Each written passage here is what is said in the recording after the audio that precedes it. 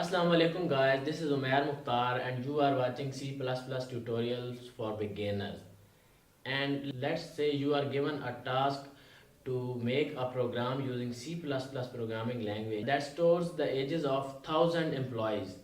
Obviously you cannot declare 1000 variables to store the ages of 1000 employees. So in that case you might need something called array. You will simply declare a single array having size 1000 and then easily store ages of the employees inside it. In this video we are going to learn how to declare arrays using C++ programming language and how to store values inside them and take output from them. So let's move to the coding part of the video and see how to do this.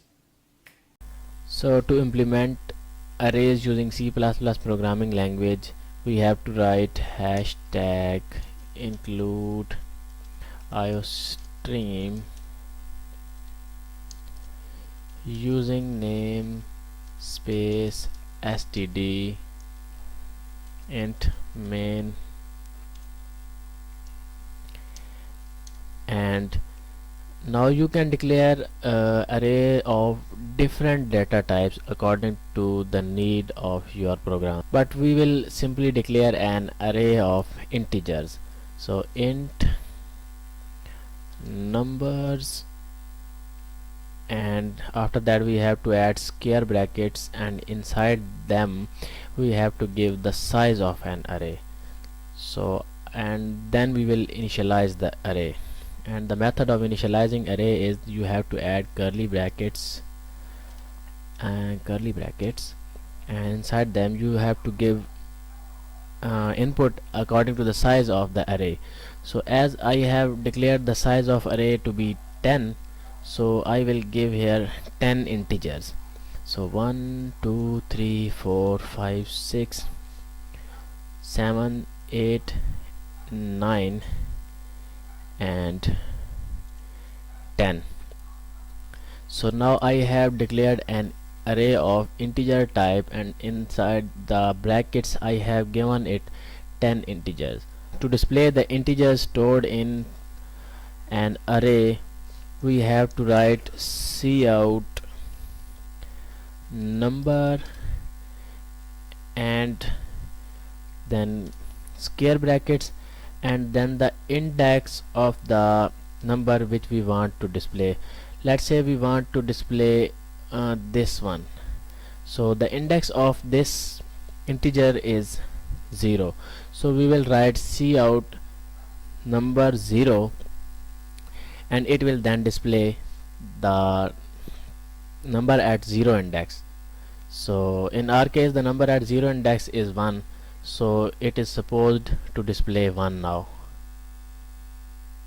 and yes, as expected it has displayed 1. So let's say we want to display the integers at the last index, so we have to now add 9 here, 9 here, and it will display the integers at the last index.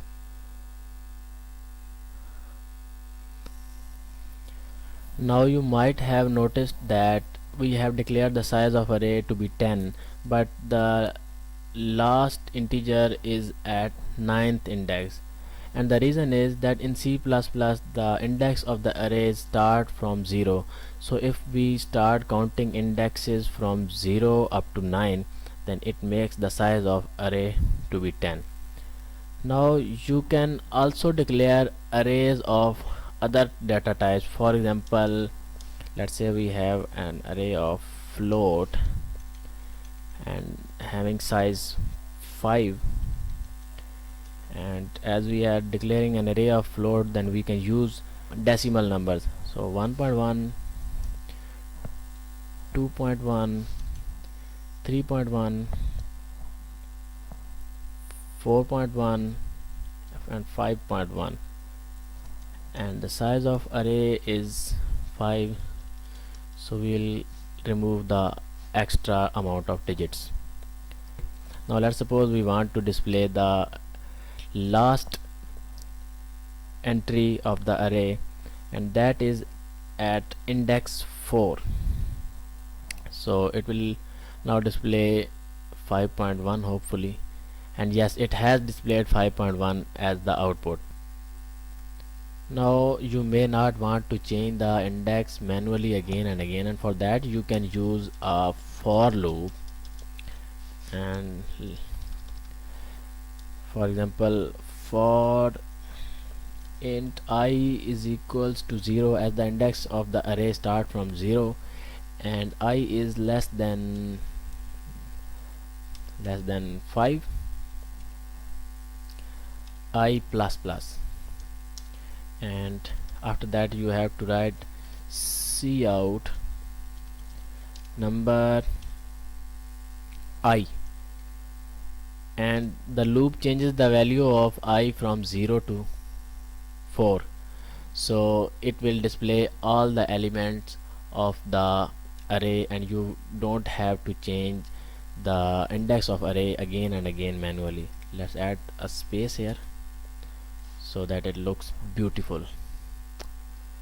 And yes, this is how you can display all the entries inside an array.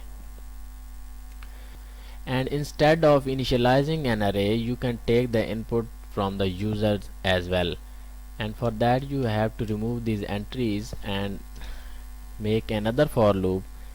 And for int, let's say j is equals to 0, j is less than 5, j plus plus,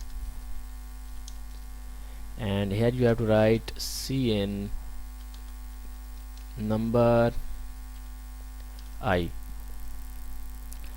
and let's display something here so that you can be able to differentiate between the output and the input. And we have to write output and l,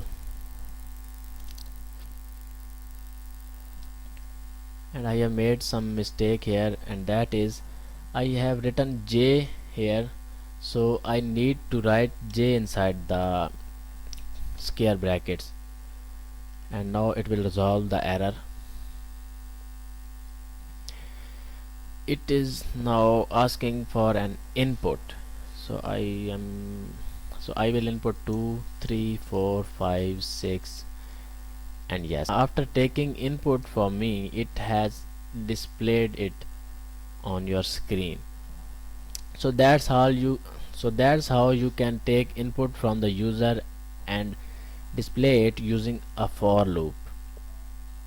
So that's all from today's video. Please like, comment, share and subscribe to my channel for more programming videos like this. Thanks for watching. Khuda Hafiz.